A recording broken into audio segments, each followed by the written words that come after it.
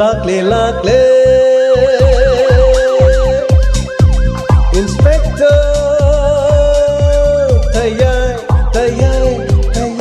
ahan bamakta Inspector tayai tabiribasing James Hagruzamna taramnok chobagolena ikok nona khurumjari ngasi su puduna laksari Inspector tayai chatret ka kulhumdoi shuba tangka ngasi gi tangka kasi su Inspector tayai gi wari paring asi bunung sibi basingi damak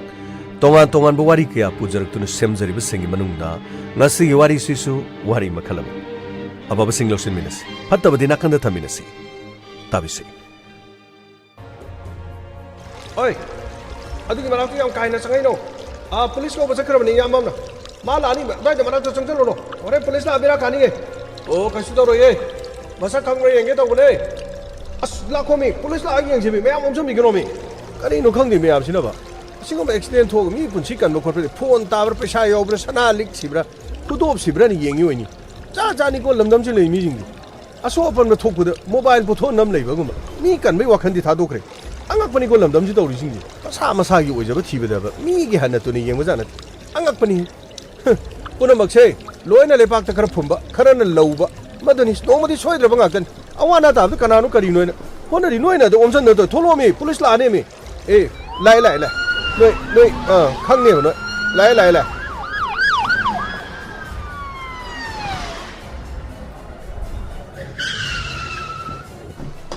kom dorong ang यार चलो ओम सन ले रहे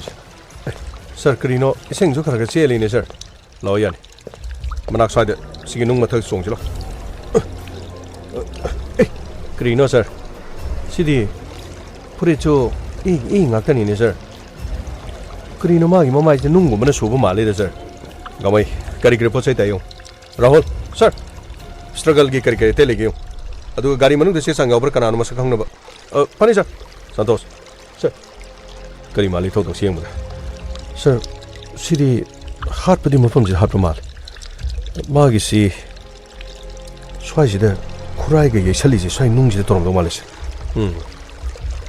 मी सी राइब मी दिमांदे गाड़ी सी याव सिने करी नुंगाइने देबगी मफम असी दे खामगा खना चेने ब थोलिब्रा नत्रगा मफम अमदा फारगा सिदा पुथरगा मो थौदो असी थोलिबजा अमोरी करी लेगे दो ओते यंग्स फनीचा अस करीनो मरा लेतब मी ओरी जाला नत्रग नंग न लालो बगी बिरा कादन मु लमन सिंग मी जाला खांग दे सर आइनी यंगुदा दि सर मसे मासि नुंगाइने दबगी हाट पदी ओइ मालिको सर गमै हाली बनिना लमन खुम नत्रग करीगुम पेंदबम फाइदि लोरी बदी हुजि खोबा सम मिंग खंबा याबा पोचै मत फंगिस राहुल ने चेक तोर बदी कम दो जा राहुल न चेक तो कम दो रे सर चेक खरी यावरे सर कदाई सिदा बरो फनी सर कदाई सर मागी ममिंग मथादी आईडी प्रूफ ओइबे याबदी याव नथि अदुगा सर सिमागी थबक सुबगी वर्क ऑर्डर अदुगा तोंगा तोंबा रिसीव क्यामर म्यावरे यंग फोन नंबर गा यावब्रे फनी sir I'm thinking this. Oh sir, stay there. Chandra Kumar. Sir, Chandra Kumar. Adudi kana oriza. Anyway, magi mobile. Sir, mobile di phang di sir. Pare du ambulance kaurga athu matam da post matem gidama thana batoksi. Aduga tonga mafam singi police station singda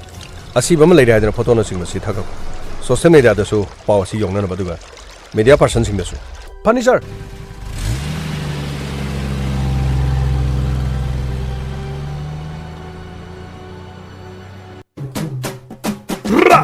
Demo!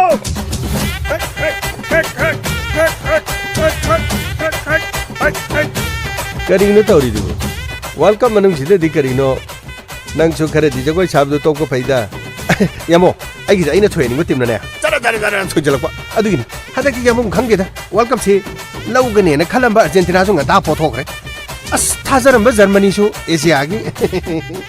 matang ne Asia gi le vaccine potharak pa as masidi nungai bum phawre bo yamo sure di ki khalaktre bo ai di ta seng na harba ne handak tina Asia gi le bak ai bi akhoi ga sakchu mana ba akhoi songi oina aduga sakchu mana dru su ne nahan yo Saudi Arabia na thobido ai di pugbi peli maram di Asia se yam usin mande ba yamo Asia su mini keno. Ai wadi na. Amore. Kara su mi asi sang mana basu paida. Hen bam na ai ngauram ni phajaram ni. Ai aduni adani na panglai le basu kar phatti ba. Chang sa mana na dum tham basu paida. Mi si ego je su mi henkala di yamo. Kari kai ke ba yamo. Adui wab di chumi da. Ai koi di Asia gi lebak te leirum ni Asia mi sang sang gadam. Adubu football nung sibiba duga pamjaba kaya na di madu tongan ba wakalam da leipsu yauri ko. As madu hairu rabdi taseng na hoji football nen tawri si paisa thanab dabu kaino kangu umdi mayum da tumdre harim ni. Karino projector putok tana community hall da kap tana puna chaina ba yaur ko hayang che ta kharak tor ko dorim ni. Sana bdi min sana re so ne khana chaina ba duga karino puna chaina tor ko dorim yamsi. As ya mong toning ba tok jasuna ba tok suna chaina da ko yaw do na ti da masana ok tardi dum madu zwar gi type ne moi torido adu bdi chumbai to adata singna hairab di mama mapa na di piji gi mani dum khanjari ngak tani do siba na ba tok pai du di phatti adu ga hoi ta singna thoi ba du da to ba di phai adu paisa chong thanari ai pau chi di masi di khungang gi wa leitre ko shahar gi wa leitre haujing matam da di mi singsi loina saukhaнаram ni na ba community hall de karino sungsan bu sanadri ngai da Hana gire ko jenga lupa lising manga degi tara degi kundegi horaga thana ba kaya marum yauri na harim as yamu sai le tabagi wani mi ne bon sanarga koi kari haidu no khangdi India haiga dor kari haidu no India na le riba reng sig tauri sig under 17 da kari sai na khara yawu kaya nu ngai yengba as world cup te hele dubu sigumba direct original world cup sidadi koi gi mafam sidi Thawai si ham nungai te digamo pane am hai badi leire ta dubu yo bi yadri male digamo adu wab di to Manipur na loin sin banati da adu ekhoi gi mangla nam di leiri pon asi umma tam si karigumba Indiana ga qualify wedni yawrak lab di Manipur masadi pane am yawni na khalle FIFA World Cup ki 2022 gi ngarang sanaki ba Qatar gi city du hoda Khalifa International Stadium sanaki ba group E gi han ba round gi mes Japan atheng bi san kiba goal sing adu matingna tournament asi mari raksuba championship oikraba Germany bu 2-1 da mai thiba pi kiba si dien thona ningba kahin kraba wani Argentina na han po gib du so ningba kainarim karino mi phau du siba na bi yawi gai ne karino phuna cheni ga nyamai na dai group C gi match adu du Saudi Arabia na star player oriba Lionel Messi bu Mamang de sanaki Argentina gi match da 2-1 da Saudi Arabia na thoidana ningba kahin kibdu khana bi yarim ne angak pani Germany amasung Japan sanaki ba match da horokpadi gi Germany gi sanari sing ete khena chatte dana laglapsu Japan gi yamna kanba mukhoi gi ngak thokpa gi mong haigedra karino pumkhai phajin karba phawdu goal chansinna ba madu honab de kanna dum laksin krim ne aduga 19 shuba minute Germany ne phangkiba penalty amada Mukhoigi mi amana goal du chanbadagi LK na goal ama chandana 1-0 da mangjin thaki bai wani Japan gi sanaroi singna sothari ba goal singa du handongna ba kan hona dana lakrab su team adu gi defender singna tanjam pi gi de ahan ba hab ki piri matam du singar matung de injury time da minute mari half pai du da Germany gi sanaroi sing sa tharak pe te gam da Kai Havertz na san ki ba goal amana VAR attack to matam da offside taram badigi referee na ball du panjalu na pi ki dribu Ani suba hap sanarakpada goal mangjin thana leriba Germany gi sanaroi singna ahen ba goal hapchin na ba satharak pe attack sing adu Japan gi sanaroi singna ningthi na mayong na bangam ki me sanarak pa pung ami hen haujin khraba phawda team mani gi makai gi ho ba goal chan mangam na lakrim ne regulation time loi gi da ba minute 30 waling edi Japan gi Richu Dowan karino aduna Takuma Asono substitute oine sanghandana Asian side asida anoba thongna am half cream Sanabagi humdra manga suba minute Japan gi substitute oine sanglakpa Richu Dowan goal ama chanduna equalizer ohenduna match adu gi lamjenda amuk yausen mangam cream naptro makata na sanara ki bati mani gi sanaroi singe akan ba lamba mayung naduna ahen ba goal chansinna bu honabda kodong chabam ta phangan ki de marfu humdu suba minute dia Japan gi sanaroi sinne satharaki be attack amada Itakurana pirakhiba pass amada substitute oine sanglakpa Takuma Asano na goal ama chanduna 2-1 na tra mangjin thaki badu ba match के पीरीबा लोइसिलकपा मतमदु फावबदा Germany की सानारोइसिंगना लेजबा बम्बा पुथोक्तुने सानखरबसु सोथरिबा goal एदुदि हंदोकपा ngamdabdagi मैच अदु जापान 2-1 द माइ पाख्रिमने नति 2019 की वर्ल्ड कप द डिफेंडिंग चैंपियनशिप ओइना सरुक याखिबा जर्मनी की अहानबा मैच द मेक्सिको की मखुत माइथिबा नंखरबसु मथंग मदुगी मैच सिंगसु साउथ कोरिया की मखुत माइथि होदना ग्रुप स्टेज द दुमले होख्रिमनेबा तसेंगना हायरबदा हंतकी मतंगसिदी अंगकपमने ना एदुम हाइबताई आइदी हंतकी मतंगसी एशिया की अमा ओइगिसुनो अमा ओइबे अमा यावे एशिया ने बहारदी आइदी सपोर्ट तौरेको अस यामो बोरियोवादी नुंगाइबे मैचिंग ने सानबदा अरोइबो ओइख्रेदा अस अदुबु यामो ngasi सानकी पोर्तुगल का गाना की मैच अदुदी अस तो नुंगाइख्रे हाइबो मानाबा हाइगद्रा नाकन अनिमक्ता अमगिसु मिचंग चंगनिंगे अमगिसु मिचंग चंगनिंगे अस अमादनो सोंदो रोनाल्डो यावबनिदो अस अदि सोम नाकनदरा अमन अस यामो केरे करा करो ओइदिगी चेली अमन ताक चंजली मदगी ngahak lerega करिनो अमा तरो पानर हंदोकी मदगी अमन ताक गसिगी पोर्तुगल का गाना का सानबा मैच की खुनुंगाइसि यामो पोरा अरोइबिनी पोर्तुगल नबुदि लौदि खरिबो 3-2 दा अस सही तौइबे यामो पोंग नुंगाइबादु हेक ओइ पोरा अरोइबिनी हाइसिनि अदुं नुंगाइबिदो तसेंगना रबदा कोइ लमदम से मैतै मचा मुस्लिम मचा चिंगमी मचा मणिपुर मचा खरा यावरगा इंडिया की हाइगद्रा कइनो टीम अमा थोक्तनि यावरमदे खोइ क्याम नुंगाइनि अस हारोदि यामो अदुइ मतंगदु ओरदि आइ खोइगी लमसुकी मी यावबोइ तारदिको अस याम नुंगानि यामो अदुनेबा मीगी लमना बोन सानरे मदैदे ज्वार सानदोनो पैसा थानरिबदुदि फत्ति अमरोमदे एशिया की टीम सिंग काखलक्तन मथंग संगिब सिंगसिदि एशिया की टीम सिंग खोइ सपोर्ट तौफम थोइको आइखोइ लेरिसि एशिया नि सि कौबम फुक्ते अस यामो नारि जदबुदि पोरा अरोइबिनि अचुमनि यामो अदिताइ अचुम नत्रदि करि नोइ नारिसिबो यामो येंग तामनि के माखा ताब मैच सिंग द करि ओइगे द गे दु खना नै नबतारे क्रीनो सर मखोइ इमुंग मनुंग न लागा मसक ताख्रे हेरि सर कदाइनो सर असिदा लेरे मोइना पिदो लो मनाक्ता संगजिलो सोम सर आई लेखिद्रबसिगी लोइनबिनि सोम कदाइदिगी पाउसे फंगिरपा आई सोशल मीडिया दा गाड़ीदो उलक्पदुदगी मा कोइरमनि आइना खंगबदगी लाक्चबन आइगी पुरोइबा ठिकादार चंद्र कुमार अखोइना फंगदसु मागी ममिंग सिखक फंगजबन अदुननि खोनि गिमना खंगदना चंद्र कुमार हाइदना हाइकिब याम नुंगाइति अदुदि एदोम मफम से लापिरबनिना इपुरोइबगा नुंगाइनदब खना चैनबा अदुगा थौदोसिगी मतंगदा दोमना चिंगनबना कना कना लेबिबा ममिंग मथा हाइबिबा याब्रा चिंगनबा लेरबदि अखोइ देखता हाइबि अखोइगी इन्वेस्टिगेशन की मनुंग चना करी करी तोबा याबगे हाइबदु अखोइ यंगजकी मागी येकनबा कनानो हाइबा आइदि थोइदोकपा खंगति ठिकादार अमनिना मागी तुंगदा मांगदा येकनबा खरदि सोइदना लेरमगदबा माल अदुबु आई असेंबदि आई खंगबा ngamचति फरेदि सोंगी मिंग आई सना तोंबी फरेदि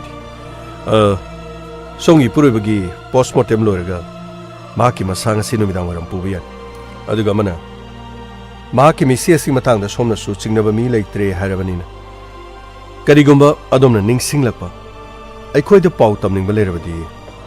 सिमतंग पाइसनबि सीआईगी कार्ड नंबर असिदा कॉल तौबिरक्तना अदोमना हाबिनिंग हाबियो फोन तौबा फरक तारबसु टेक्स्ट तौबिरो अदुगा मुन्ना अमुक्ता दिनिंग सिंगबियो अदोंगी पुरोइबगी मिसी असि मसा मतंत सिजबदि नथि मापु कनागुम मियोय खरना मफम मदुदा कौरगा हातपम नत्रगा अतोपम मफमदा माकु हातलगा पुरलगा मफम मदुदा हुंदोकपम नत्रगना मफम अमदगी फारगा पुरलगा मफम मदुदा मंगोदा लमन खुमबगिदम हाइबदि माकी ममाय ममित खंगदना सोकलिबा सोकपसिंग असिना मसा मतंत तौजबदि माथि गाड़ी टेक्ता कायदना लेर गाड़ी की चे सांग अदुगा माकी मोबाइल अखोइ फंगिदि यारगदि माकी मोबाइल नंबर सो हाइबिरो माका कनागा वरी सानबगे हाइबदु अखोइ कुपनि यंगसिनजकी होय मागी कार्ड से मोइना पाइबिरो दरकार लेरकनि खंदुना पाइजरगलबन ꯑꯗꯣꯝꯒꯤ ꯏꯆꯥꯅ ꯀꯌꯥ ꯂꯩꯍꯧꯕ? ꯑꯉꯥꯡꯗꯤ 3ꯅꯤ. ꯑꯌꯥꯝꯕꯅ ꯂꯣꯏꯅ ꯄꯤ. ꯑꯍꯟꯗꯨ ꯆꯍꯤ 12ꯔꯣꯝ ꯁꯨꯔꯦ. ꯑꯣ, ꯑꯗꯨꯗꯤ ꯑꯗꯣꯝꯅꯁꯨ ꯅꯨꯡꯉꯥꯏꯅꯗꯕꯁꯤ ꯀꯅꯥꯃꯠꯇ ꯂꯩꯇ꯭ꯔꯦ ꯍꯥꯏꯕ ꯋꯥꯐꯝ ꯑꯃꯗꯤ ꯍꯥꯏꯈ꯭ꯔꯕꯅꯤꯅ ꯑꯩꯅ ꯋꯥꯍꯪꯁꯤ ꯑꯃꯨꯛ ꯍꯪꯖꯕꯁꯨ ꯉꯝꯗ꯭ꯔꯦ. ꯂꯥꯟꯅꯗꯤ ꯂꯧꯕꯤꯕ ꯌꯥꯗꯦ. ꯃꯍꯥꯛꯁꯤ ꯑꯇꯣꯞꯄ ꯅꯨꯄꯤ ꯑꯉꯥꯡꯒꯤ ꯍꯥꯏꯕꯗꯤ ꯇꯣꯉꯥꯟ ꯇꯣꯉꯥꯟꯕ ꯀꯦꯁꯇ ꯀꯔꯤꯃꯠꯇ ꯋꯥꯔꯧꯕ ꯂꯩꯇꯦ ꯁꯥꯔ. ꯊꯤꯀꯥꯗꯥꯔꯅꯤ. ꯁꯦꯜ ꯊꯣꯛꯄꯅꯤꯅ ꯃꯥꯒꯤ ꯑꯅꯤꯡꯕ ꯑꯄꯥꯝꯕꯗꯤ ꯑꯩ ꯈꯪꯕ ꯉꯝꯗꯦ. ꯀꯩꯅꯣꯝꯇ ꯍꯥꯏꯖꯒꯦ. ꯁꯣꯝꯒꯤ ꯄꯥꯎꯈꯨꯝꯁꯤ ꯑꯗꯣꯝꯒꯤ ꯄꯥꯎꯈꯨꯝ ꯑꯗꯨꯒꯤ ꯃꯅꯨꯡꯗ ꯑꯗꯣꯝꯅ ꯑꯗꯣꯝꯒꯤ ꯏꯄꯨꯔꯣꯏꯕꯕꯨ ꯆꯤꯡꯅꯕ ꯅꯠꯇ꯭ꯔꯒ ꯊꯥꯖꯗꯕ ꯅꯠꯇ꯭ꯔꯒ ꯑꯇꯣꯞꯄ ꯃꯥꯒꯤ ꯂꯝꯆꯠ ꯑꯃ ꯂꯩꯕꯒꯤ ꯃꯑꯣꯡꯗ ꯃꯃꯤ ꯑꯃꯈꯛ ꯇꯥꯏ. ꯁꯣꯝꯅ ꯀꯔꯤ ꯍꯥꯏꯕꯤꯅꯤꯡꯉꯤ? ꯁꯥꯔ, ꯍꯧꯖꯤꯛꯀꯤ ꯃꯇꯝꯗꯗꯤ ꯃꯥꯒꯤ ꯑꯅꯤꯡꯕ ꯑꯄꯥꯝꯕ ꯉꯥꯛꯇꯅꯤ. ꯀꯅꯥꯅ ꯀꯅꯥꯕꯨ ꯋꯥꯔꯛꯂꯨꯒꯗꯒꯦ? ꯀꯅꯥꯅ ꯀꯅꯥꯕꯨ ꯆꯩꯔꯨꯔꯒ ꯀꯅꯥꯅ ꯀꯅꯥꯕꯨ ꯏꯟꯒꯗꯧꯔꯤꯒꯦ? ꯑꯩꯒꯤ ꯋꯥꯗꯤ ꯅꯨꯄꯥꯅꯤ, ꯉꯥꯎꯁꯅꯨ, ꯃꯥꯒꯤ ꯑꯅꯤꯡꯕ ꯑꯄꯥꯝꯕ ꯇꯧꯁꯅꯨ. ꯑꯗꯨꯕꯨ ꯑꯩꯅ ꯃꯉꯣꯟꯗ ꯑꯃꯈꯛꯇꯤ ꯍꯥꯏꯒꯦ. ꯀꯔꯤꯒꯨꯝꯕ ꯌꯨꯝ ꯑꯁꯤꯗ ꯑꯩꯅ ꯄꯥꯝꯗꯕ ꯊꯕꯛ ꯑꯃ, ꯍꯥꯏꯕꯗꯤ ꯑꯇꯣꯞꯄ ꯅꯨꯄꯤꯅꯆꯤꯡꯕ ꯌꯨꯝ ꯑꯁꯤꯗ ꯄꯨꯁꯤꯜꯂꯛꯂꯕꯗꯤ ꯅꯨꯃꯤꯠ ꯑꯗꯨꯗ ꯏꯆꯥꯁꯤꯡ ꯑꯁꯤꯒ ꯄꯨꯟꯅ ꯍꯨ ꯊꯛꯇꯨꯅ ꯁꯤꯒꯅꯤ ꯍꯥꯏꯗꯨꯅ ꯑꯩꯅ ꯃꯉꯣꯟꯗ ꯍꯥꯏ. ꯃꯁꯤꯅ ꯃꯔꯝ ꯑꯣꯏꯔꯒ ꯑꯩ ꯃꯥꯅ ꯀꯔꯤ ꯂꯝꯆꯠ ꯆꯠꯂꯤꯕ, ꯃꯥꯒꯤ ꯑꯅꯤꯡꯕꯅ ꯀꯔꯤ, ꯃꯥꯒꯤ ꯑꯄꯥꯝꯕꯗ ꯑꯩ ꯀꯩꯁꯨ ꯌꯦꯠꯄ ꯂꯩꯇꯦ. ꯃꯈꯨꯠꯇ ꯁꯦꯜ ꯊꯣꯛꯄꯅꯤ. ꯃꯥꯅ ꯇꯧꯅꯤꯡꯕ ꯈꯔꯗꯤ ꯇꯧꯔꯝꯕꯁꯨ ꯌꯥꯏ.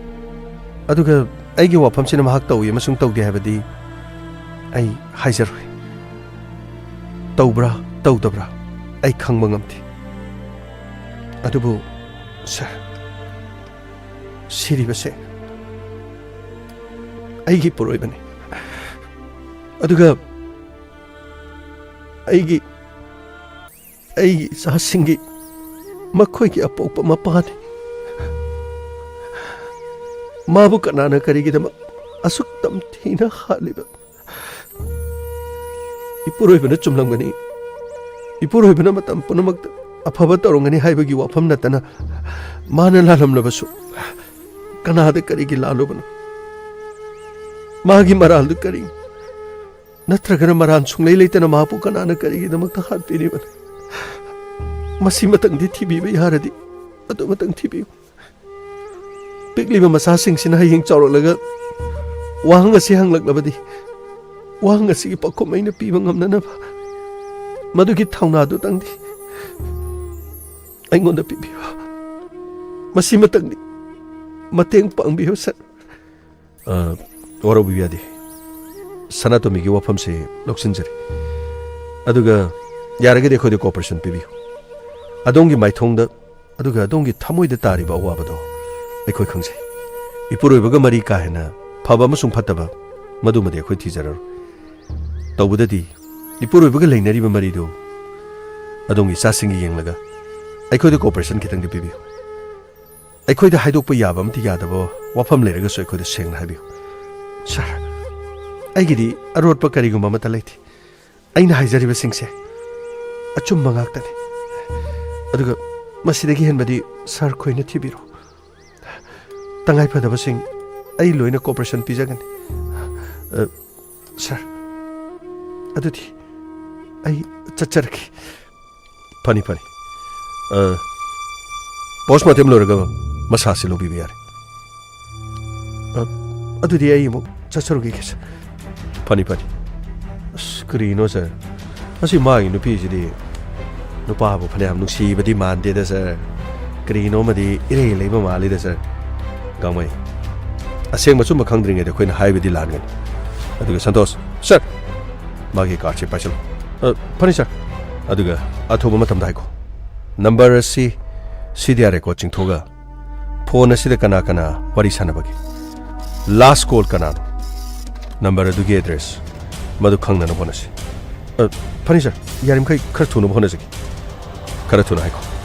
ꯁꯔꯚꯤꯁ ꯄ꯭ꯔꯣꯚꯥꯏꯗꯔꯗ ꯑꯩꯈꯣꯏꯅ ꯗꯔꯀꯥꯔ ꯑꯣꯏꯔꯤꯕꯁꯤ ꯈꯔ ꯊꯨꯅ ꯄꯤꯕꯤꯅꯕꯒꯤꯗꯃꯛ ꯍꯥꯏꯈꯣ. ꯐꯅꯤ ꯁꯥꯔ. ꯑꯁ ꯁꯥꯔ, ꯀꯔꯤꯅꯣ ꯍꯧꯖꯤꯛꯀꯤ ꯅꯨꯄꯥꯗꯨ ꯊꯤꯀꯥꯗꯥꯔꯅꯤ ꯍꯥꯏꯕꯅꯤꯅ ꯁꯥꯔ. ꯊꯤꯀꯥꯗꯥꯔꯗꯤ ꯁꯥꯔ ꯅꯨꯄꯤ ꯌꯥꯝꯅ ꯀꯣꯏꯒꯟꯗꯥꯏꯅꯦ ꯁꯥꯔ. ꯅꯨꯄꯤꯒꯥꯏꯁꯨ 2, 3 ꯀꯔꯤꯅꯣ ꯃꯆꯤꯗꯒ ꯌꯥꯝꯅ ꯂꯧꯒꯟꯕ ꯊꯤꯀꯥꯗꯥꯔꯁꯨ ꯂꯩꯀꯣ ꯁꯥꯔ. ꯒꯥꯡꯃꯩ, ꯃꯗꯨ ꯃꯥꯒꯤ ꯑꯅꯤꯡꯕ ꯑꯄꯥꯝꯕꯅꯤ. ꯑꯁ ꯑꯗꯨꯕꯨ ꯁꯥꯔ ꯀꯔꯤꯅꯣ ꯅꯨꯄꯤꯗꯨꯅ ꯍꯥꯏꯔꯝꯕ ꯋꯥꯗꯨꯗꯤ ꯑꯔꯣꯏꯕꯒꯤꯗꯨ ꯅꯨꯡꯁꯤꯕ ꯑꯃ ꯌꯥꯎꯏꯅꯦ ꯃꯥꯒꯤ ꯋꯥ ꯈꯨꯍꯥꯏꯗꯣ ꯃꯆꯥꯁꯤꯡꯅ ꯍꯌꯦꯡ ꯍꯪꯉꯛꯄ ꯃꯇꯝꯗ ꯃꯄꯥꯗꯨ ꯃꯇꯧ ꯀꯔꯝꯅ ꯁꯤꯕꯅꯣ ꯑꯗꯨꯒꯤ ꯄꯥꯈꯨꯝ ꯈꯨꯝꯕ ꯌꯥꯅꯅꯕ ꯄꯥꯈꯨꯝꯗꯨ ꯀꯔꯤꯅꯣ ꯈꯔ ꯊꯤꯕꯤꯌꯨ ꯍꯥꯏꯅ ꯁꯥꯔꯗ ꯑꯃꯨꯛ ꯍꯥꯏꯔꯝꯃꯤꯗꯨ ꯁꯥꯔ ꯒꯥꯃꯩ ꯅꯨꯄꯤꯁꯤꯒ ꯃꯍꯥꯛꯀꯤ ꯃꯄꯨꯔꯣꯏꯕꯒ ꯀꯥ ꯍꯦꯟꯅ ꯃꯔꯤ ꯐꯠꯇꯕ ꯃꯥꯜꯂꯦ ꯑꯗꯨꯒ ꯅꯪꯅ ꯍꯥꯏꯔꯤꯕꯗꯨꯁꯨ ꯊꯤꯀꯥꯗꯥꯔ ꯈꯨꯗꯤꯡꯃꯛ ꯅꯠꯇ꯭ꯔꯕꯁꯨ ꯊꯤꯀꯥꯗꯥꯔ ꯑꯌꯥꯝꯕꯅ ꯅꯨꯄꯤ ꯂꯣꯟ ꯑꯗꯨꯒ ꯃꯈꯨꯠꯇ ꯁꯦꯜ ꯊꯣꯛꯄꯅꯤꯅ ꯇꯧꯅꯤꯡꯕ ꯇꯧꯕꯁꯤꯗꯤ ꯌꯥꯝꯅ ꯌꯥꯎꯏ ꯑꯗꯨꯒ ꯊꯤꯀꯥꯗꯥꯔ ꯑꯃꯅꯤ ꯍꯥꯏꯕꯁꯨ ꯃꯁꯛ ꯇꯥꯂꯝꯃꯤ ꯑꯗꯨꯕꯨ ꯆꯟꯗ꯭ꯔꯀꯨꯃꯥꯔ ꯊꯤꯀꯥꯗꯥꯔ ꯃꯍꯥꯛꯄꯨ ꯃꯐꯝ ꯑꯗꯨꯗ ꯀꯅꯥꯅ ꯀꯧꯒꯗꯧꯔꯤꯕꯅꯣ ꯀꯅꯥꯅ ꯀꯔꯤꯒꯤꯗꯃꯛ ꯍꯥꯠꯀꯗꯧꯔꯤꯕꯅꯣ ꯁꯤꯔꯤꯕ ꯃꯤꯁꯤ ꯑꯁꯤ ꯁꯦꯜ ꯊꯨꯝꯒ ꯃꯔꯤ ꯂꯩꯅꯕ ꯅꯠꯇ꯭ꯔꯒ ꯀꯅꯥꯒꯨꯝꯕꯒꯤ ꯁꯦꯜꯒꯤ ꯗꯤꯃꯥꯟꯒꯤ ꯅꯠꯇ꯭ꯔꯒꯅ 마기 타복 토롬싱 아두다 누가이네다 블레이브데기 아마 보래 하우지기데 그네 그리고만 랑랑랑지는 못다 강트 아두가 아이거기 인포메이션도 파우 피코 아니자 아두가 콜 디테일스 레코드 아두다 아로이베 넘버 콰이디기 와리 암 사나바 넘버 마두 부톨라가 마카탄 인베스티게이션 차타시 파니샤 그리노네 한탁보 뽀ꯠ 깍바수 ꯑꯇꯣꯞꯄ ꯑꯉꯥꯡ ꯑꯃ ꯑꯗꯨꯝ ꯊꯤꯜꯂꯦ ꯃꯥꯒꯤ ꯕꯣꯕꯤ ꯑꯗꯨꯅ ꯁꯨꯡꯂꯥꯛ ꯍꯦꯛ ꯂꯥꯛꯈꯤꯗ꯭ꯔꯦꯅꯤ ꯀꯔꯤꯅꯣ ꯃꯥꯒ ꯌꯥꯅꯗꯕ ꯈ꯭ꯔꯤꯁꯇꯤꯅꯥ ꯍꯥꯏꯔꯤꯕ ꯑꯉꯥꯡꯁꯤꯒꯤ ꯄꯣꯠꯇꯨ ꯊꯤꯟꯗ꯭ꯔꯕꯁꯨ ꯑꯩꯒꯤ ꯄꯣꯠ ꯐꯥꯎꯗꯤ ꯊꯤꯜꯂꯛꯄ ꯌꯥꯏꯗꯅ ꯅꯨꯡꯉꯥꯏꯇꯦꯅꯦ ꯃꯥꯕꯣ ꯏꯁ ꯍꯩꯃꯥ ꯈ꯭ꯔꯤꯁꯇꯤꯅꯥ ꯀꯗꯥꯏꯗꯅꯣ ꯅꯪꯕꯨ ꯀꯗꯥꯏꯗꯅꯣ ꯏꯅꯦ ꯑꯩ ꯀꯩꯊꯦꯜꯐꯥꯎꯗ ꯊꯣꯛꯀꯦ ꯇꯧꯕꯅꯤ ꯀꯔꯤ ꯇꯧꯔꯒꯦ ꯅꯪꯕꯣ 이뚝 ꯊꯔꯤꯗꯨꯕꯨ ꯀꯔꯤ ꯇꯧꯕ ꯌꯥꯎꯔꯒꯦ ꯅꯦ ꯑꯩ ꯀꯔꯤꯝꯇ ꯇꯧꯗꯤꯌꯦ ꯍꯩ ꯅꯪꯅ ꯅꯍꯥꯟ ꯅꯣꯡꯃ ꯊꯤꯅ ꯉꯥꯡꯈꯤꯕꯗꯨꯗꯤ ꯂꯩꯀꯥꯏ ꯑꯁꯤꯗꯐꯥꯎ ꯂꯥꯛꯇ꯭ꯔꯦꯗꯅ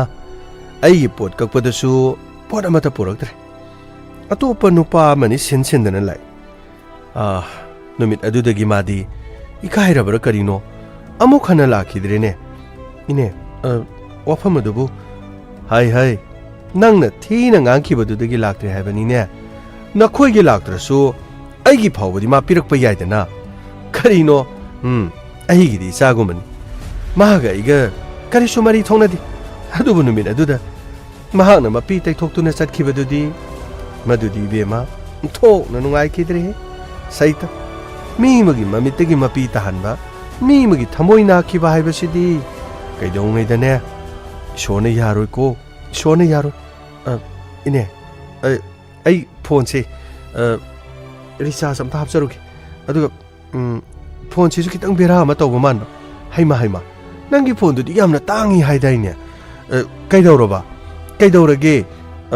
ꯏꯅꯦ ꯐꯣꯟ ꯑꯩꯒꯤꯁꯦ ꯁꯨꯝ ꯐꯣꯟꯁꯨ ꯂꯥꯛꯇꯕ ꯑꯗ ꯕꯦꯔꯥ ꯇꯧꯔꯕ꯭ꯔꯥꯅ ꯑꯗꯨꯁꯨ ꯆꯦꯛ ꯑꯝꯇ ꯇꯧꯍꯜꯂꯒꯦ ꯇꯧꯕꯅꯤ ꯑꯩ ꯑꯝꯇ ꯊꯣꯛꯆꯔꯨꯈꯤꯒꯦꯅꯤ ꯍꯩ ꯃꯇꯝ ꯐꯠꯇꯦꯀꯣ ꯃꯇꯝ ꯐꯠꯇꯦ ꯍꯣꯔꯦꯟ ꯏꯅꯦꯒ ꯋꯥꯔꯤ ꯁꯥꯁꯤ ꯀꯔꯤꯅꯣꯅꯤ ꯍꯣꯏ ꯃꯥꯏꯒ ꯀꯔꯤꯝ ꯍꯥꯏꯔꯝꯗꯦ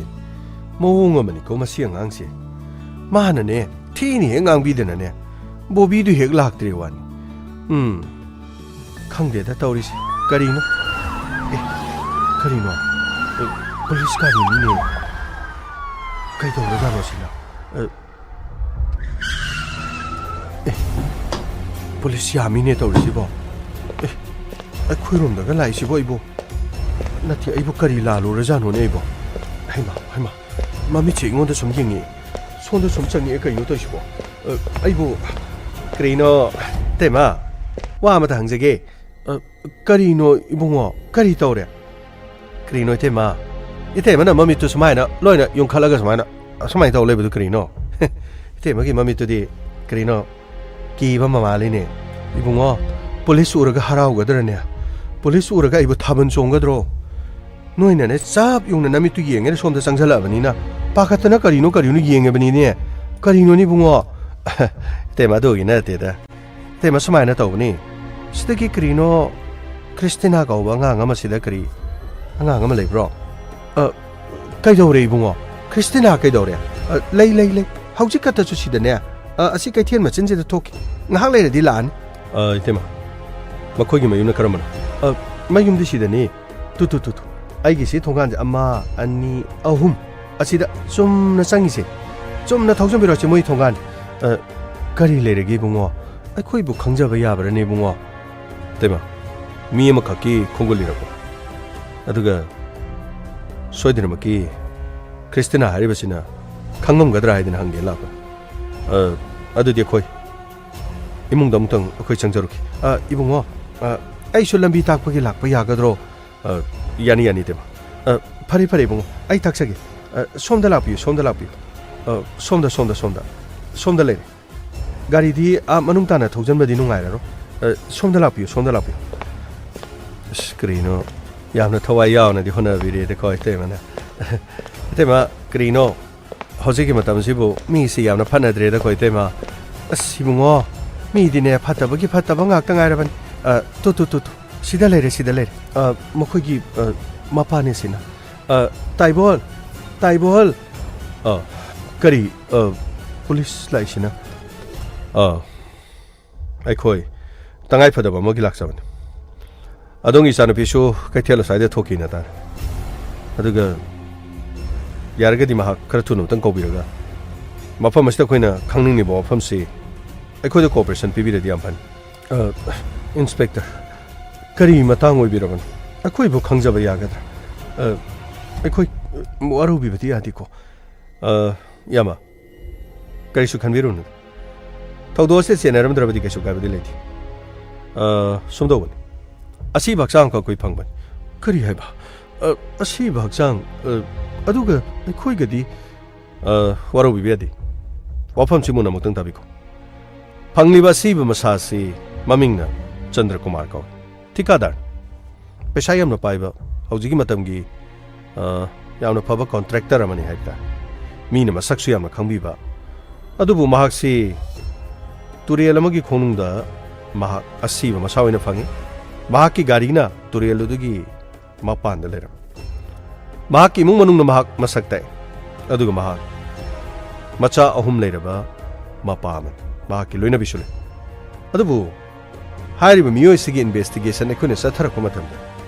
ꯃꯍꯥꯛꯀꯤ ꯃꯣꯕꯥꯏꯜ ꯅꯝꯕꯔ ꯑꯁꯤꯗ ꯑꯗꯣꯝꯒꯤ ꯏꯆꯥꯅꯨꯄꯤ ꯈ꯭ꯔꯤꯁꯇꯤꯅꯥꯒ ꯌꯥꯝꯅ ꯇꯠꯇꯅ ꯄꯥꯎ ꯐꯥꯎꯅꯕ ꯌꯥꯝꯅ ꯋꯥꯔꯤ ꯁꯥꯟꯅꯕ ꯑꯗꯨꯁꯨ ꯅꯨꯃꯤꯗꯥꯡꯒꯤ ꯃꯇꯝꯗꯅ ꯑꯌꯥꯝꯕ ꯃꯁꯤꯒꯤ ꯃꯇꯥꯡ ꯑꯁꯤꯗ ꯑꯗꯣꯝꯒꯤ ꯏꯆꯥꯅꯨꯄꯤ ꯈ꯭ꯔꯤꯁꯇꯤꯅꯥꯒ ꯊꯤꯀꯥꯗꯥꯔ ꯆꯟꯗ꯭ꯔꯀꯨꯃꯥꯔꯒ ꯀꯔꯤ ꯃꯔꯤ ꯂꯩꯅꯕꯒꯦ ꯍꯥꯏꯕꯗꯨꯒꯤ ꯃꯇꯥꯡ ꯑꯗꯨꯗ ꯑꯩꯈꯣꯏꯅ ꯈꯪꯖꯅꯤꯡꯗꯅ ꯂꯥꯛꯄꯅꯤ ꯏꯕꯨꯡꯉꯣ ꯏꯟꯁꯄꯦꯛꯇꯔ ꯃꯗꯨꯗꯤ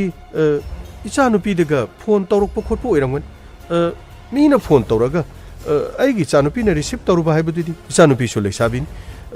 ꯃꯉꯣꯟꯗ ꯐꯣꯟ ꯇꯧꯔꯛꯄ ꯈꯣꯠꯄ ꯃꯗꯨ ꯅꯠꯇꯅ ꯀꯔꯤ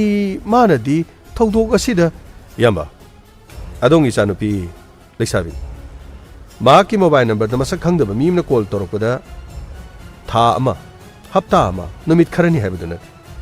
ꯃꯍꯥꯛꯀ ꯄꯥꯎ ꯐꯥꯎꯅꯔꯤꯕꯁꯤꯗꯤ ꯆꯍꯤ 1.5 ꯈꯔ ꯍꯦꯜꯂꯦ ꯑꯗꯨꯒ ꯃꯈꯣꯏ ꯑꯅꯤꯅ ꯋꯥꯔꯤ ꯁꯥꯟꯅꯔꯤꯕꯁꯤꯁꯨ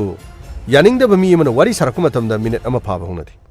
ꯑꯗꯣꯝꯒꯤ ꯏꯆꯥꯅꯨꯄꯤꯅ ꯔꯤꯁꯤꯞ ꯇꯧꯏ ꯀꯔꯤꯒꯨꯝꯕ ꯃꯇꯝꯗ ꯐꯣꯟ ꯋꯥꯔꯤ ꯁꯥꯟꯅꯔꯝꯃꯒ ꯐꯣꯟ ꯑꯁꯤꯒꯤ ꯊꯪꯅꯕ ꯁꯦꯀꯦꯟ ꯈꯔꯗꯁꯨ ꯑꯗꯣꯝꯒꯤ ꯏꯆꯥꯅꯨꯄꯤꯒꯤ ꯐꯣꯟꯗꯒꯤ ꯑꯥꯎꯠꯒꯣꯌꯤꯡ ꯀꯣꯜ ꯆꯟꯗ꯭ꯔꯀꯨꯃꯥꯔꯒꯤ ꯐꯣꯟꯗ ꯆꯠꯂꯤ ꯃꯁꯤꯅ ꯇꯥꯛꯄꯗꯤ ꯃꯈꯣꯏ ꯑꯅꯤ ꯄꯥꯎ ꯐꯖꯅ ꯐꯥꯎꯅꯩ ꯃꯈꯣꯏ ꯑꯅꯤꯅ ꯐꯥꯎꯅꯔꯤꯕ ꯄꯥꯎ ꯑꯗꯨ ꯀꯔꯤꯅꯣ ꯀꯔꯤ ꯃꯇꯥꯡꯅꯣ ꯀꯔꯤ ꯊꯧꯗꯣꯛꯀꯤꯅꯣ ꯆꯟꯗ꯭ꯔꯀꯨꯃꯥꯔꯒꯤ ꯃꯤꯁꯤ ꯑꯁꯤꯒ ꯑꯗꯣꯝꯒꯤ ꯏꯆꯥꯅꯨꯄꯤꯒ ꯀꯔꯤ ꯃꯔꯤ ꯂꯩꯅꯕꯒꯦ ꯍꯥꯏꯕꯒꯤ ꯃꯇꯥꯡꯗꯅꯤ ꯑꯩꯈꯣꯏꯅ ꯂꯥꯛꯆꯔꯤꯁꯤ ꯑꯩꯈꯣꯏꯗ ꯀooperation ꯄꯤꯕꯤꯌꯨ ꯌꯥꯎꯗꯕ ꯑꯣꯏꯔꯕꯗꯤ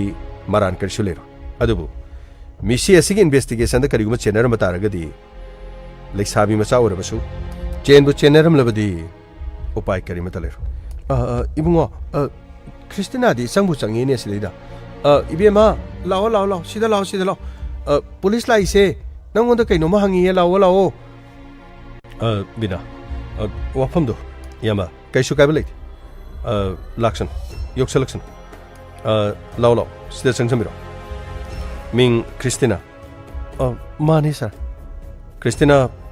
그리고 와펌 아무다 한게 야마 좀더 바꿈 비비로 ꯑꯩꯈꯣꯏ ꯑꯗꯣꯝꯒꯤ ꯃꯣꯕꯥꯏꯜ ꯅꯝꯕꯔꯁꯤ ꯆꯟꯗ꯭ꯔꯀꯨꯃꯥꯔ ꯀꯧꯕ ꯃꯤꯑꯣꯏ ꯑꯃꯒꯤ ꯃꯍꯥꯛꯀꯤ ꯐꯣꯟꯒꯤ ꯀꯣꯜ ꯗꯤꯇꯦꯜꯁ ꯔꯦꯀꯣꯔꯗ ꯆꯤꯡꯊꯣꯛꯄꯗ ꯅꯍꯥꯛꯀꯤ ꯅꯝꯕꯔ ꯃꯔꯥꯡ ꯀꯥꯏꯅ ꯌꯥꯎꯔꯝꯈꯤ ꯍꯥꯏꯕꯗꯤ ꯋꯥꯔꯤ ꯁꯥꯟꯅꯕꯒꯤ ꯄꯥꯎ ꯐꯥꯎꯅꯕꯒꯤ ꯐꯣꯟ ꯑꯃꯒ ꯃꯗꯨꯒꯤ ꯅꯤꯌꯣꯝꯗꯨꯃꯛꯇꯗ ꯑꯗꯨꯕꯨ ꯅꯍꯥꯛꯇꯤ ꯆꯍꯤ 19-20 ꯑꯗꯥꯏꯒꯤ ꯖꯒꯥ ꯑꯣꯏꯔꯝꯗꯧ ꯃꯥꯜꯂꯤ ꯑꯗꯨꯕꯨ ꯆꯟꯗ꯭ꯔꯀꯨꯃꯥꯔꯗꯤ ꯌꯥꯝꯗ꯭ꯔꯕꯗ ꯆꯍꯤ 92-93 ꯐꯥꯎꯕꯒꯤ ꯃꯅꯨꯡ aduga machasu ohum mayu makai palabani tawbudadi mahak tikadar asigan haka suk yamna phone nangonda su mangonda su yauri base kari wari sanai kari mari le sir aidi wari sanabadi aidi amata lekiti chindi thibiranu chindi thidabana faran si yambiu si call details record masi nahaki service provider dagi amadi mahaki service provider dagi singthokpa ngata number animaki akoi loi yengjara kopna thijalaba matungda asengba khara khangnabagi adong yumse lakpani aduga sanai sanade haibo wafam di topiro wari sanai kari wari no kari mari leinei aduga Chandra Kumar gi misi asiga nahaka kari mari leinei sir kaino haisibo ka Chandra Kumar bu leitrabra haisibo oh pausi nahakti tabiramdri anyway pausi tana tasinadribra ka Chandra Kumar Ana kakahay na ko bro. Sir, kakahay na ko Mati ay gamarili na ba din nati. Mana ibo yam na luna masagum masangum yam na kanjaba. Adu na maramuraga ay ngonda sum sakchara bra tumma bra. Wari watay nga phone da sana bani. Phone da wari watay nga sana babu. Magi misiga kari mari laina bagi. Aduga Kaka Chandra Kumar siri haibadu aidi khangti ma siri haibadu yamna nungaiti matau karamno sirino aduka kadai waida kamdona Christina naha angang masamak orabasu drama di fazana taw aduk yamna wari sanari ba Chandra Kumar na mak laikhidabada nahana taramdabasi aikhoina nungaitaba phawi amore Chandra Kumar si mina halamani Haliba midu kanano haibudo madugi likhunne ko nathiraisi maramdi maaki phone da khwaidigi yamna wari sanariba aduga khwaidigi yamna paw phaunariba se maaki loina bi lei maaki loina bi ganati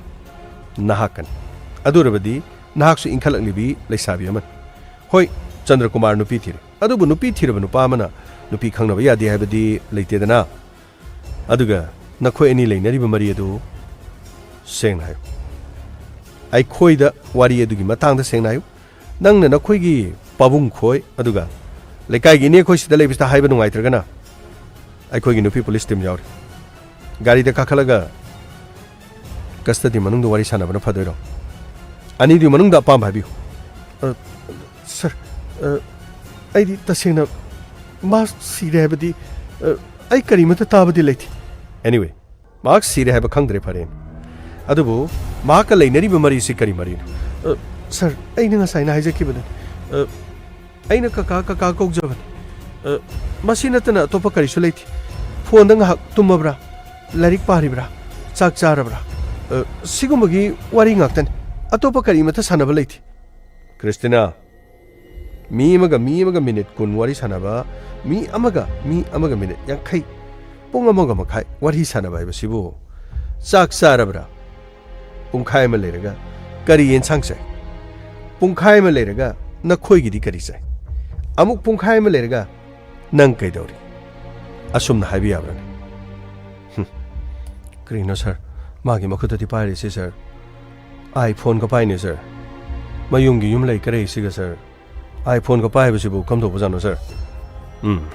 chomi Christina phone do muta bibiro sir ai gi phone ji Bera kara tawi Christina phone do mukta bibiro sir phone je kitang bera tawi haijaban na ki phone paining drisi kai marongino sir adugi nati sir silai jare sir paibi sir iPhone 14 2022 gi latest version lopa kya bige sibo sir phone je mingon dagi second hand third hand used to ni season naruraba phone oh season naruraba iPhone kana digi lawa maming matha ma de address pe biro sir nahanuma lambi da sum yon bala amadagi lahobani address makti sir logja hudre yamba adongi sanupi Christina phajana oidabanga phajana drama to Masih punamaksibu phaklang mari no question be yum masigi manungda yamaga leminarga ichanu pinde toriba thabaksi yamana karimda khangbi-dabro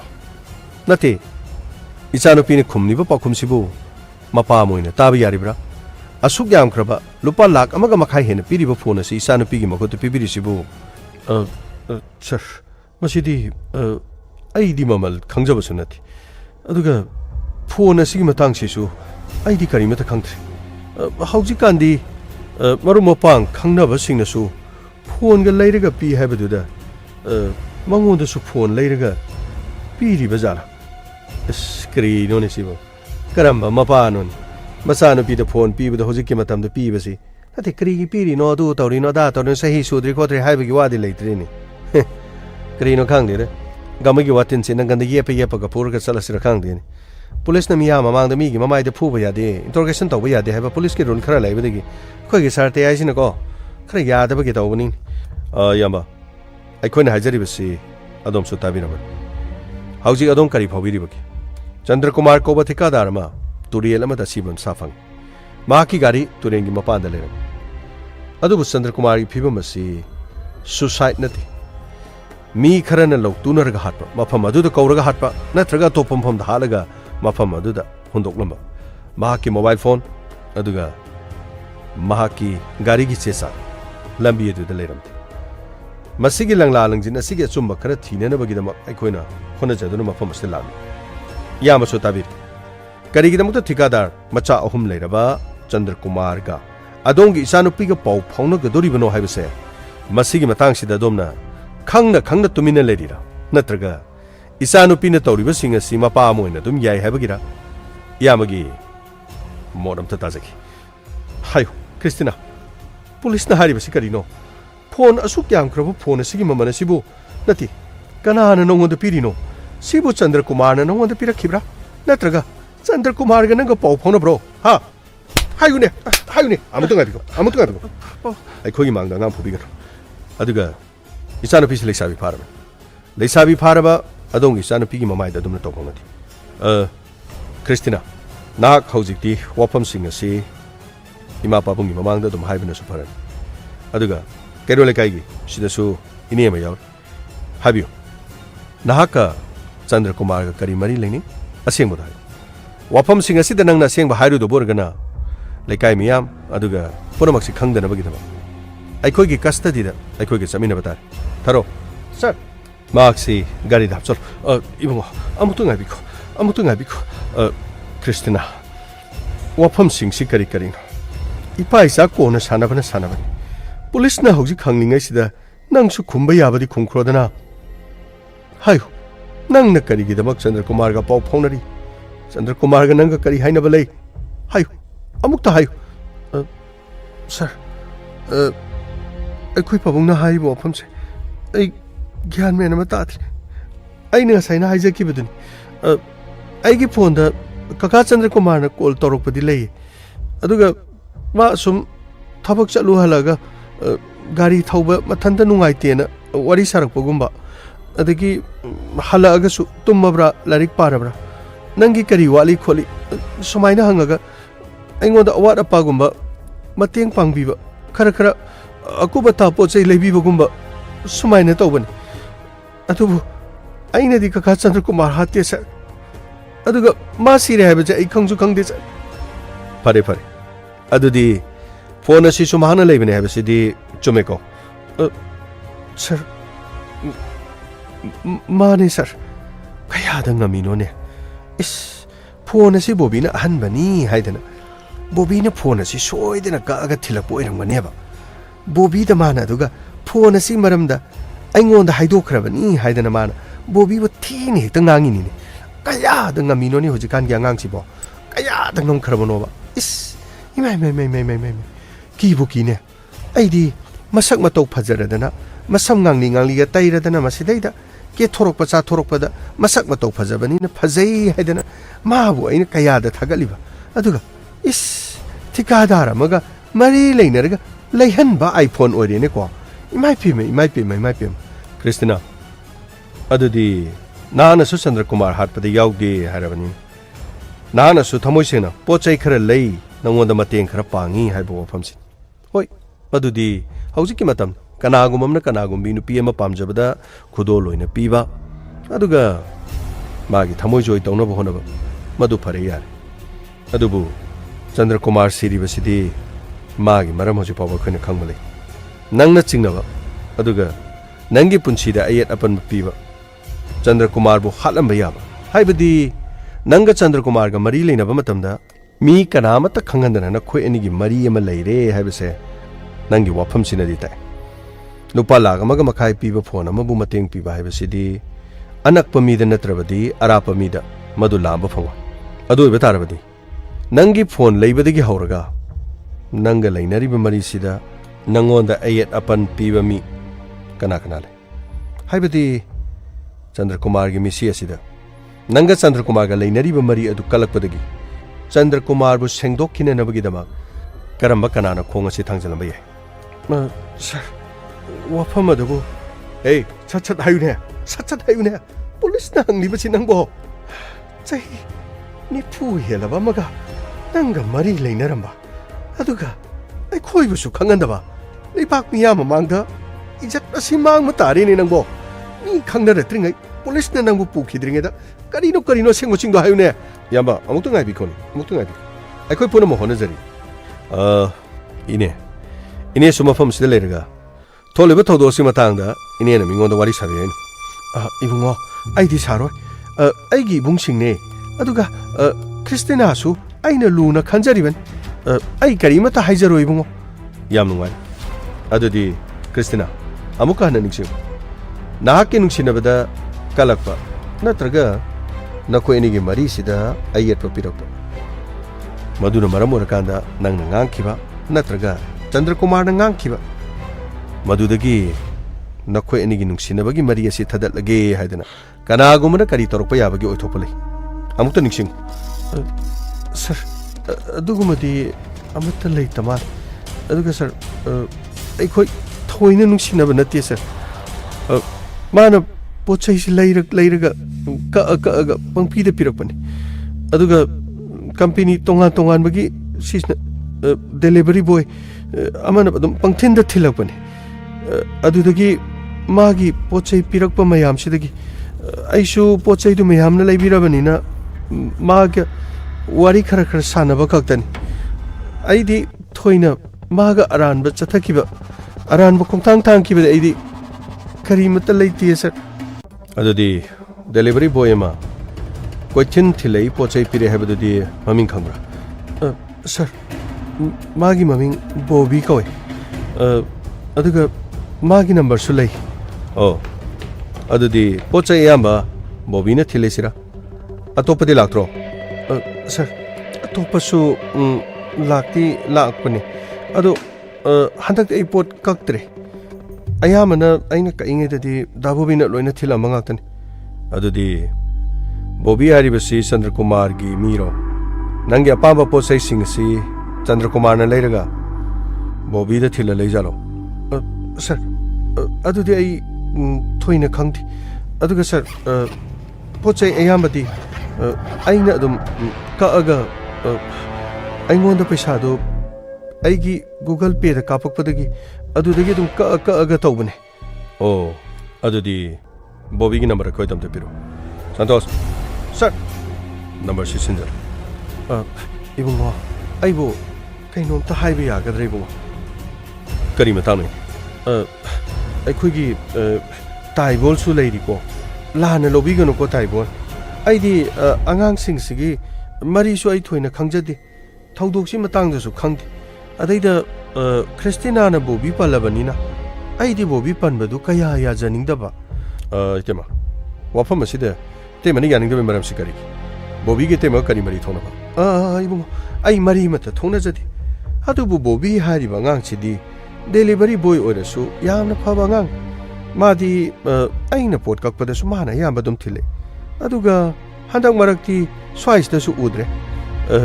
माना पोचै थिलकपुदु मा थिला रोय हाइदना करी मरमगिनो पोचै थिला रो हाइबि मरमदि इबुंगो वारी यमदि लई सिबु आइना हाइबदा फजगद्रा फजरोइद्रा वाफम सिबु कोइ ताइबोन मु यानि हाबि करी मतांग ꯁꯨꯝꯗꯧꯕꯅꯤ ꯏꯕꯨꯡꯉꯣ ꯁꯤꯗ ꯍꯦꯛ ꯂꯥꯛꯄ ꯗꯦꯂꯤꯚꯔꯤ ꯕꯣꯏ ꯕꯣꯕꯤ ꯍꯥꯏꯔꯤꯗꯨꯅꯅꯦ ꯈ꯭ꯔꯤꯁꯇꯤꯅꯥꯕꯨ ꯈꯔ ꯈꯔ ꯅꯨꯡꯁꯤꯖꯕ ꯍꯦꯛ ꯍꯦꯛ ꯂꯥꯛꯄꯗꯁꯨ ꯑꯩꯉꯣꯟꯗ ꯍꯦꯛ ꯍꯦꯛ ꯍꯪꯉꯤ ꯑꯗꯨꯕꯨ ꯃꯈꯣꯏ ꯅꯨꯡꯁꯤꯅꯖꯕ ꯍꯥꯏꯕꯗꯨꯗꯤ ꯑꯩꯈꯣꯏꯅ ꯁꯦꯝꯃꯨꯕ ꯃꯈꯣꯏꯒꯤꯗꯃꯛ ꯍꯣꯠꯅꯕ ꯉꯝꯕ ꯅꯠꯇꯦ ꯍꯧꯖꯤꯛꯀꯤ ꯃꯇꯝꯗꯗꯤ ꯊꯃꯣꯏꯒꯤ ꯋꯥꯗꯤ ꯐꯣꯟꯗ ꯗꯣꯡ ꯗꯣꯡ ꯗꯣꯡ ꯍꯥꯏꯗꯣꯛꯅꯕꯅꯤ ꯃꯈꯣꯏ ꯑꯅꯤ ꯐꯣꯟꯁꯨ ꯄꯥꯏꯅꯔꯤꯕꯅꯤ ꯑꯗꯨꯕꯨ ꯅꯣꯡꯃ ꯐꯣꯟ ꯇꯧꯔꯨꯏ ꯍꯥꯏꯕ꯭ꯔꯥ ꯀꯩꯅꯣ ꯑꯗꯨ ꯐꯣꯟ ꯇꯧꯔꯨꯕꯗꯁꯨ ꯈ꯭ꯔꯤꯁꯇꯤꯅꯥꯅ ꯕꯣꯕꯤꯕꯨ ꯊꯑꯣꯏ ꯋꯥꯋꯣꯏꯕꯤꯗꯕ ꯑꯗ ꯏꯅꯥꯛ ꯀꯩꯔꯥꯛ ꯈꯨꯟꯕ ꯃꯆꯥꯅꯤꯅ ꯃꯈꯨꯠꯇꯁꯨ ꯑꯇꯥꯡꯕ ꯐꯣꯟ ꯄꯥꯏ iPhone ꯂꯨꯄꯥ ꯂꯥꯈ 1.5 ꯄꯤꯕ ꯄꯥꯏ ꯍꯥꯏꯗꯅ ꯑꯩꯉꯣꯟꯗ ꯋꯥꯔꯤ ꯁꯥꯔꯝꯕꯗ ꯑꯩꯅ ꯏꯆꯝ ꯆꯝꯅ ꯈ꯭ꯔꯤꯁꯇꯤꯅꯥꯗ ꯋꯥꯐꯝ ꯑꯁꯤ ꯍꯥꯏꯔꯨꯕꯗꯒꯤ ꯇꯥꯟꯖꯥ ꯑꯗꯨꯗ ꯍꯦꯛꯇ ꯕꯣꯕꯤꯁꯨ ꯂꯥꯛꯄ ꯕꯣꯕꯤ ꯂꯥꯛꯄꯗꯨꯗꯒꯤ ꯍꯦꯛꯇ ꯈ꯭ꯔꯤꯁꯇꯤꯅꯥꯅ iPhone ꯄꯥꯏ ꯑꯗꯨ ꯇꯧꯏ ꯑꯗꯥ ꯇꯧꯏ ꯃꯤꯉꯣꯟꯗ ꯇꯝꯃꯤ ꯍꯥꯏꯗꯅ ꯃꯥꯅ ꯍꯦꯛꯇ ꯉꯥꯡꯕꯗꯒꯤ ꯉꯁꯤ ꯍꯥꯏꯕ ꯅꯨꯃꯤꯠꯁꯤꯗꯒꯤ ꯄꯣꯠ ꯑꯃꯠꯇ ꯄꯨꯔꯛꯄ ꯌꯥꯔꯣꯏ ꯄꯨꯔꯛꯂꯕꯁꯨ ꯂꯧꯔꯣꯏ ꯍꯥꯏꯗꯅ ꯑꯉꯥꯡ ꯑꯁꯤꯗ ꯃꯥꯅ ꯍꯥꯏꯕꯗꯒꯤ ꯑꯉꯥꯡ ꯑꯗꯨꯗꯤ ꯑꯩꯈꯣꯏ ꯁꯤꯗ ꯑꯃꯨꯛ ꯍꯟꯅ ꯂꯥꯛꯈꯤꯗ꯭ꯔꯦ ꯃꯁꯛ ꯐꯥꯎꯕ ꯎꯈꯤꯗ꯭ꯔꯦ ꯇꯦꯃ ꯋꯥꯐꯝ ꯑꯁꯤ ꯀꯌꯥꯝ ꯀꯨꯏꯔꯕ ꯃꯇꯥꯡꯒꯤꯅꯣ ꯀꯨꯏꯗ꯭ꯔꯤ ꯏꯕꯨꯡꯉꯣ ꯀꯨꯏꯗ꯭ꯔꯤ ꯍꯥꯏꯁꯦ ꯍꯞꯇꯥ 2ꯃꯨꯛꯇꯤ ꯍꯦꯜꯂꯕ꯭ꯔꯥ ꯀꯔꯤꯅꯣ 3 ꯁꯨꯔꯕ꯭ꯔꯥ ꯈꯪꯗꯦꯗ ꯃꯗꯨꯗꯒꯤ ꯑꯉꯥꯡꯗꯣ ꯑꯃꯨꯛ ꯍꯟꯅꯁꯨ ꯂꯥꯛꯇ꯭ꯔꯦ ꯀꯩꯔꯣꯜ ꯂꯩꯀꯥꯏꯁꯤꯗ ꯍꯟꯁꯨ ꯍꯜꯂꯛꯈꯤꯗ꯭ꯔꯦ ꯐꯔꯦ ꯏꯇꯦꯃꯗꯒꯤ ꯋꯥꯐꯝ ꯈꯔꯁꯨ ꯈꯪꯖꯔꯦ ꯑꯗꯨꯒ ꯈ꯭ꯔꯤꯁꯇꯤꯅꯥ ꯉꯁꯤꯒꯤꯗꯤ ꯑꯩꯈꯣꯏ ꯆꯠꯂꯒꯦ ꯅꯍꯥꯛꯅ ꯍꯧꯖꯤꯛ ꯐꯥꯎꯕꯒꯤꯗꯤ ꯀꯔꯤ ꯀ꯭ꯔꯥꯏꯝ ꯇꯧꯕꯒꯦ ꯍꯥꯏꯕꯗꯨ ꯑꯩꯈꯣꯏꯗ ꯏꯕꯤꯗꯦꯟꯁ ꯂꯩꯇꯦ ꯃꯔꯝ ꯑꯁꯤꯅ ꯅꯍꯥꯛꯄꯨ ꯑꯩꯈꯣꯏꯅ ꯆꯤꯡꯅꯩ ꯍꯥꯏꯗꯨꯅ ꯑꯩꯈꯣꯏꯅ ꯄꯨꯕꯗꯨ ꯄꯨꯔꯔꯣꯏ ꯅꯪꯒꯤ ꯇꯨꯡꯒꯤ ꯈꯜꯂꯒ ꯑꯩ ꯋꯥ ꯑꯃ ꯍꯥꯏꯒꯦ ꯑꯁꯦꯡꯕ ꯋꯥꯐꯝꯁꯤꯡꯗꯤ ꯑꯩꯈꯣꯏꯗ ꯂꯣꯠꯀꯅꯨ ꯄꯨꯝꯅꯃꯛ ꯍꯥꯏꯒꯗꯕ ꯍꯧꯖꯤꯛ ꯐꯥꯎꯕꯗ ꯆꯟꯗ꯭ꯔꯀꯨꯃꯥꯔ ꯀꯅꯥꯅ ꯍꯥꯠꯂꯤꯕꯅꯣ ꯍꯥꯏꯕꯗꯨꯗꯤ ꯑꯩꯈꯣꯏ ꯈꯪꯗ꯭ꯔꯤ ꯑꯩꯈꯣꯏꯅ ꯆꯤꯡꯅꯕ ꯂꯩꯔꯕꯗꯤ ꯌꯨꯝ ꯑꯁꯤꯗ ꯑꯩꯈꯣꯏ ꯑꯃꯨꯛ ꯍꯟꯅꯁꯨ ꯂꯥꯛꯈꯤꯅꯤ ꯑꯗꯨꯒ ꯑꯩꯈꯣꯏꯅ ꯀꯧꯕ ꯃꯇꯝꯗꯁꯨ ꯄꯥꯕꯨꯡꯒ ꯂꯦꯡꯕꯤꯔꯒ ꯀꯔꯤ ꯂꯩꯕꯒꯦ ꯍꯥꯏꯕꯗꯨ ꯈꯪꯃꯤꯟꯅꯅꯕ ꯍꯣꯠꯅꯃꯤꯟꯅꯁꯤ ꯑꯗꯨꯗꯤ ꯑꯩꯈꯣꯏ ꯆꯠꯅꯕ ꯇꯧꯈꯤ ꯇꯦꯃ ꯋꯥꯐꯝꯁꯤ ꯌꯥ ꯂꯧꯕꯤꯒꯅꯨ ꯑꯩꯈꯣꯏ ꯏꯟꯚꯦꯁꯇꯤꯒꯦꯁꯟ ꯇꯧꯔꯤ ꯉꯥꯡꯅꯔꯤꯕ ꯋꯥꯐꯝꯁꯤꯡ ꯏꯇꯩꯃ ꯈꯛꯇꯪ ꯈꯪꯕꯤꯌꯨ ꯏꯌꯥꯝꯕ ꯑꯩꯈꯣꯏ ꯆꯠꯆꯔꯨꯈꯤ ꯑꯗꯨꯒ ꯈ꯭ꯔꯤꯁꯇꯤꯅꯥ ꯑꯁꯦꯡꯕ ꯋꯥꯐꯝꯗꯤ ꯂꯣꯠꯇꯕꯅ ꯈ꯭ꯋꯥꯏꯗꯒꯤ ꯍꯧꯈ꯭ꯔꯕꯁꯨ ꯍꯧꯖꯤꯛꯇꯤ ꯏꯃꯥ ꯄꯥꯕꯨꯡ ꯂꯩꯔꯤꯕꯅꯤꯅ खरा असेंग चटप खरा असेंग गांगमना फगन नहाकी सही मतंग अदुना मीने पीबा अरंग अरा खरा लौरगा नंगी नसाग ओना थोके हाइबो वाफमदुदी मदो खरंगन मान अदुगा यामा क्रिस्टिनाबु फुब चैब तोबिगन ngang खक्तना फुबदगी हेना नहानबसु अदुदी यामन हेना खंबिरमगन अदुगा आरोइबदा मु हाइजनिंग वाफमदि असेंग वाफम अचुम वाफम लेरबदी अइखोइदा लोसनबिगनु अइखोइदा हाइबि कमाई चनब तौसी फनी सर हजिबो करिनो कदाइदा मु चटकदोइनो सर गमाई अइखोइना चटकदोरि मफमजे डिलीवरी बॉय बॉबी हाबदि युमदो चरपता माहापो वहांग पहंगता वाफम से अखोइना मखोइददि हाइरमद्रब सर करिनो मंगोंदा मखोइना हंगदोरिसे सर गमाई पोचै अयाम महाना डिलीवरी तौइ हारि नुपी मसाची सुमाना नुक्सिजै हारि सही मतंग सादना चंद्र कुमार गा क्रिस्टिना गा लेनरिबा मरि अदु बॉबीना नुंगाइरमदबसु मरमदि चंद्र कुमार मचा अहुम लेरबा ठिकादारमन अमरोमदा क्रिस्टिना बु बॉबीना नुक्सिजै पामजै आईफोन गी मतंगदा करिसु नतब वाही खरदगी साउनखरबसु साउनखिबदुना मरम ओदुना बॉबी लेकाय दुना अमुहना लाक्ति हारिबदु मसी पुनमसकी लमन खुमननबगिदमा कनाना खंगनि थबक असि बॉबीना पुनम पांगथोक ओइरमलबदि चंद्र कुमार बु लंबीदगी सेंगदोखिबा अदुगा महाकना नुक्सिजबा क्रिस्टिनाबु महाकी ओइननबगिदमा महाकी अनौबा प्लान अमा हाइबदि लंबी असिदगी चंद्र कुमार बु मतम पुनमक्की ओइना सेंगदोखिबा मखा तारक प्लान दा केस असिगिदमा हौजि करिगुमा लंलांगजनमा तलिथ्रि केस असिदा कोइना चिंगनबदि चंद्र कुमार की कॉल डिटेल्स रिकॉर्ड मतौ करमना क्रिस्टिना की नंबर सिंग असि यावरिबन अदुगा क्रिस्टिना की नंबर सिंग अदुदसु चंद्र कुमार की नंबर मतौ करमना यावरि मांगना हाइरिबो वफमदा नुपी मसा सिबु माना खुदुम चन्म ngamnanabagidama खुदोन पोना ममित थकलहलिब्रा नत्रगा नुपी मसा असि खुदों चाबा लौख्रब्रा असेंग मचुम पुनमक्तु आइखोइना खंगननबगिदमका बॉबी के पाखुमदगी बॉबी की वंगांगदगी पुनमक खंगद करिगुम्बा महाकना तसेंगना क्रिस्टिनाबु नुक्सिबो ओरमलबदि चंद्र कुमार का मरी लेने बसी माना खंग तार आईफोन लेबदगी हौरगा पोचै पुनमक्सिंग असि करिगुम चंद्र कुमार ने पिरम तारदी असेंग वसिंग असि बॉबी ने खंगप थोय अदुरबदी बॉबी की लंबी दगी चंद्र कुमार लो सिननबगीदमा प्लान असि बॉबी ने सिलिब जाला हायबदो अस सर को कंगा होइदे सर ज्ञान मेन तादे करिनो हाथ के दबो अरदी ससत हालगा करिनो थमंग दबो अरदी क्लू मसा अमनि ससत थममगा फागदबा इखोइने ससत फारगा दम केस लोरगा लोरबदु सर थोना लुहनग्रे हंदगी मतांग कोक सिकपम यावइदे सर गामई मधु याबा नथि चनब तोक्सी फगनी सर कोक पुंगाव गावइदे करी केस नो खांगदे ओंथोकपनिदको नुपीदो पामजै हायदना नुपीदो कोइनब नुपादो मु बॉबी नो हालिबा जाला अस खंगते ता Lakle lakle Inspector Tayai Tayai Tayai Lakle lakle Lakle lakle Inspector Tayai Tayai Tayai Uthanaba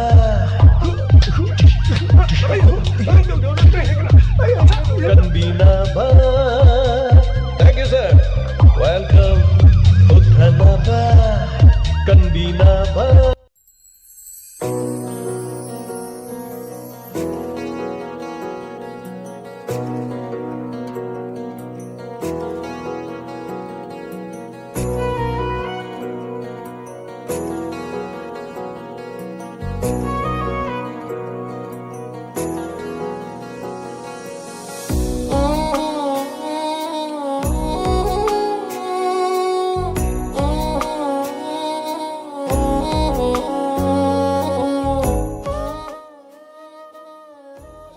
Hanana Tagachari, Lantok Sariba, Inspector Tayai, Hansan Batangkak Taviriba, YouTube Tamioi, Satruk Songa, Maya Toram Saru Hadana Leviba Tagachari, Mayana Bibirapa feedback on the comment that Napazaki, Facebook Live Televiriba. Case many money Tagachari Yam Nungai Tazari Sir Tapirai, Binasaki Devi Atokpam Tagachari, Taram Saruya Birapa, Fazay Inspector Tayai Wari Natapirapa. Tagachari Parmesuri Lorembam Tagachari Taram Saria Birapa Punsiba US Tagachari Pabung Zen Tukuma Wari Asi Yamna Fazai Ngasigi Inspector Tayai episode 723 Wari Asi Hani ay later na Fazai Natapirapa Tagachari Sobita Norembam Tagachari Taram Saria Birapa Wahembam Subita Devadas RK Tagachari Barjesuri Takel Sambam Sobita Norembam Susila Okram Tagachari Taram Saruya Birapa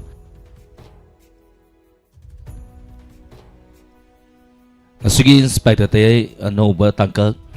Pungtara nitoy makai chapchana Lantok sagani Nasugi Inspector Tayai gi Tangkak Asida Mayam soidana Saruya Biu Nasugi Thamjari ba Price kada Thamjari Wahang Inspector Tayai gi Tangkak sing da yawa Wahang sing Mayam da hangjarake Asumba pakumpi ba miho yaduda Koi sen gi manawai ba Thamchari loinana isai Inspector Tayagi manungda sakhiba isai sing mayam ngasigi ahingda haitare pungtara ni thoi makai ta matamda mayam ready lebiu mioi aduda su isai phajana salakpa mioi amada su whistle gi manawai ba Thamchari ngasigi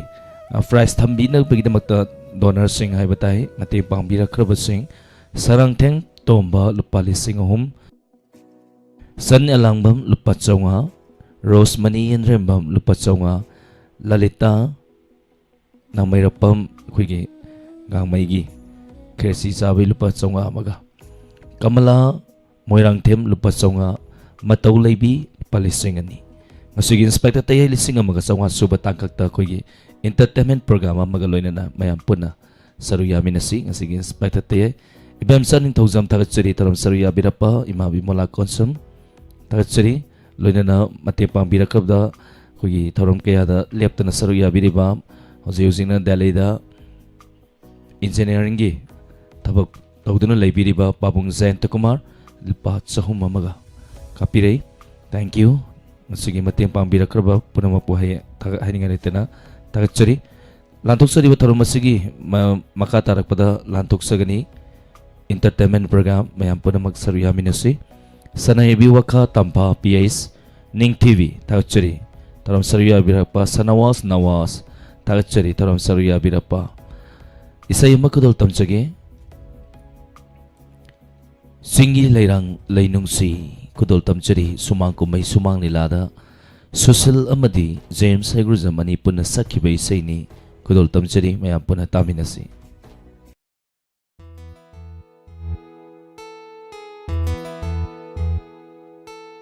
Chingi leirang leinungsi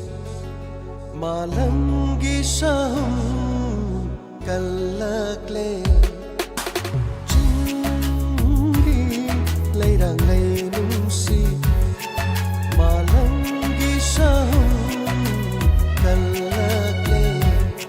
lotla rotha moida lona chikna tum lotla rotha moida lona chikna tum chingi leirang leinungsi chingi leirang leinungsi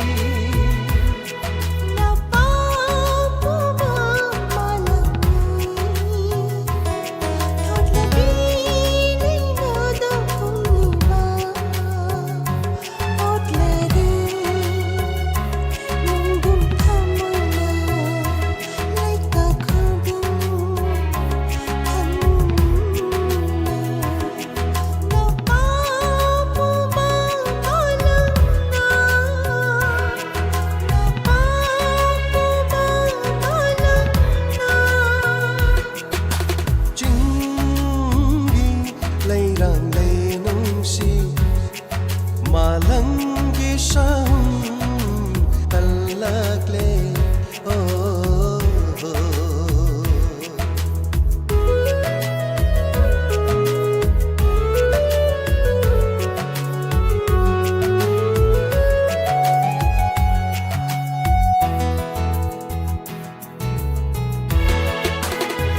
loi bi sing sang na jagoi sariba tanjarene shumhati na tauda thamoi itha hauda ge loi bi sing shan na pomda na pomda na pomda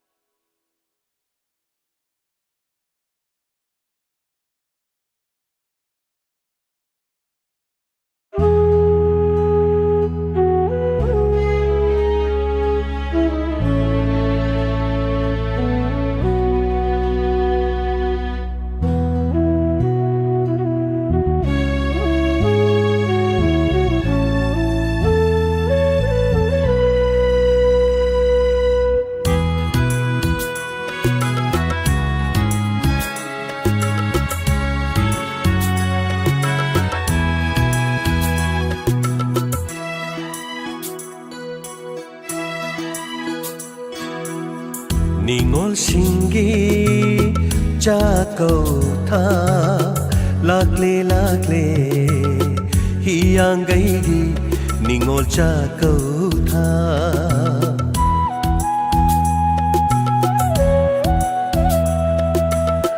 Ningol singgi jakau tha lakle lakle hiyang gaigi ningol jakau tha Harawino noktuna mapamay kay pangnatha Ningol singgi jakau tha Ningol singgi jakau tha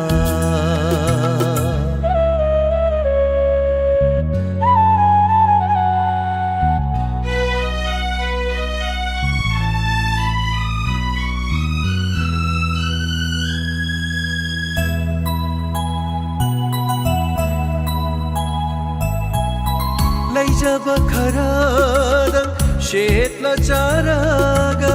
yaujaningna mapam lamdam ningol singna Laijaba kharadang shetla charaga yaujaningna mapam lamdam ningol singna Thengnarani mabung mopa masung mamanabising Thengnarani mabung mopa masung mamanabising Pugmen paumen naraga haukiba wari kaya ningsingduna Tingharani chakrabat hawaii mitlupirana Ningol singgi jakau tha lakle lakle hiyang gaigi ningol jakau tha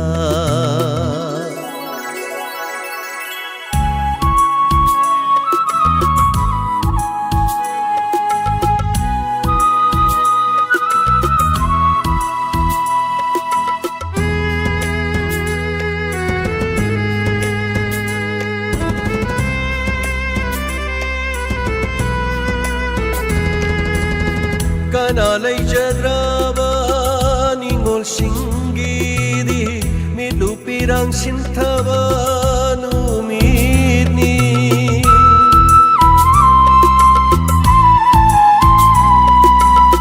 Kanalay jadraba ningol singgidi milupirang sintaba numitni Cheptha cheptha Yengjari mapamay kay yengduna Lakhidara haiduna yengjari mapamay kay yengduna mitlupirang kangdana Ningol singgi jakau tha lakle lakle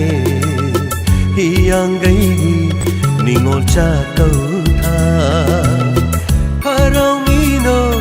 noktuna mapamay kay pangnatha Ningol singgi jakau tha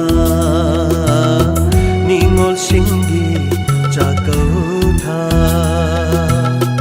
Ningol singgi jakau tha lakle lakle hiyang gaigi ningol jakau tha hiyang gaigi ningol jakau tha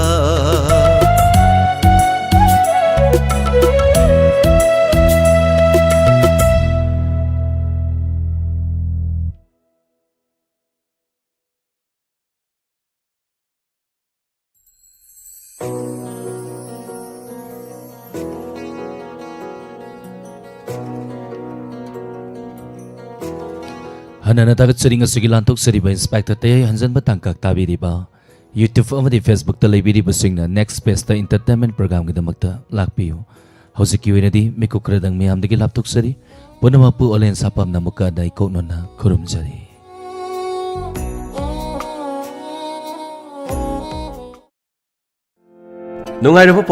ꯅꯨꯡꯉꯥꯏꯔꯕ ꯄꯥꯎꯖꯦꯜ ꯑꯗꯣꯝꯅ ꯅꯔꯁꯤꯡ college ꯑꯃꯗ ꯉꯁꯤꯃꯛ ꯃꯤꯡ ꯆꯟꯁꯤꯟꯅꯤꯡꯂꯕꯗꯤ